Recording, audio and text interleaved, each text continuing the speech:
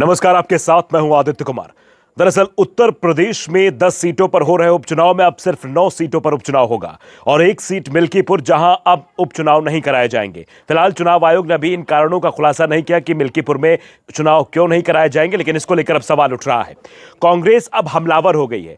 कांग्रेस ने कह दिया कि अवधेश प्रसाद के बेटे अजीत प्रसाद से डर गई है बीजेपी अवधेश प्रसाद के प्रभाव से डर गई है, क्योंकि अयोध्या में इतनी ताकत लगाने के बावजूद भी लोकसभा के चुनाव में अवधेश प्रसाद ने जिस तरीके से लल्लू सिंह को पटखनी दी, उसकी चर्चा पूरे विश्व में हुई कि इतना सब कुछ करने के बाद भी भारतीय जनता पार्टी अयोध्या में अपनी नाक नहीं बचा पाई है।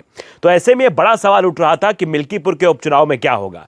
मिल्कीपुर का उपचुनाव भारतीय जनता पार्टी के लिए साख का सवाल बन गया था।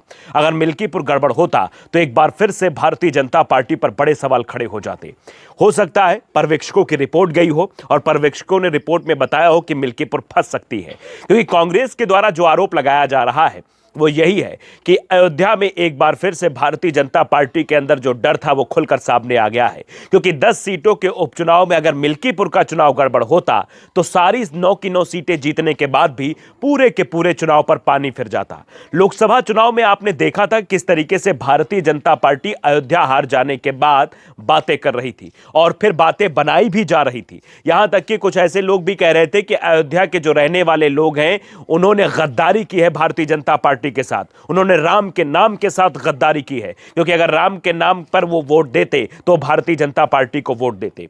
आपने भी देखा होगा कि जब मूर्ति रखी जा रही थी, जब सब पूरा कार्यक्रम तैयार किया जा रहा था, उसके 1 से 1.5 महीने तक पूरा मजमा लगा दिया गया था।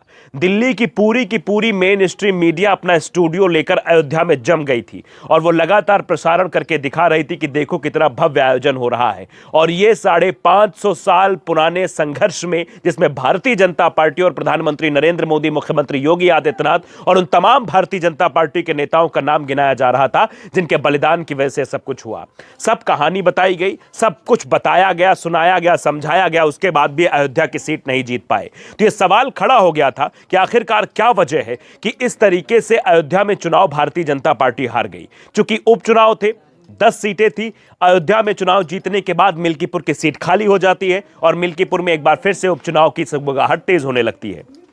जितनी चर्चा बाकी सीटों की नहीं हो रही थी, उतनी ज्यादा, उससे ज्यादा, कहीं ज्यादा चर्चा मिल्कीपुर सीट की हो रही थी कि मिल्कीपुर में आखिरकार क्या होगा। समाजवादी पार्टी ने तो अवधेश प्रसाद के बेटे अजीत प्रसाद को वहां से टिकट भी दे दिया कि जाओ चुनाव मैदान में उतर जाओ, लेकिन भारतीय जनता पार्टी हिम्मत नहीं जुटा पा रही थी कि उसे मैदान में किसे उतारना है। और अंततः जब चुनाव आयोग की तरफ से यह बात सामने आई कि 10 नहीं 9 सीटों पर उपचुनाव होना है, मिल्कीपुर में चुनाव नहीं होगा, मिल्कीपुर का चुनाव टाल दिया जाता है, तो उसके बाद ही विपक्ष हमलावर हो गया है।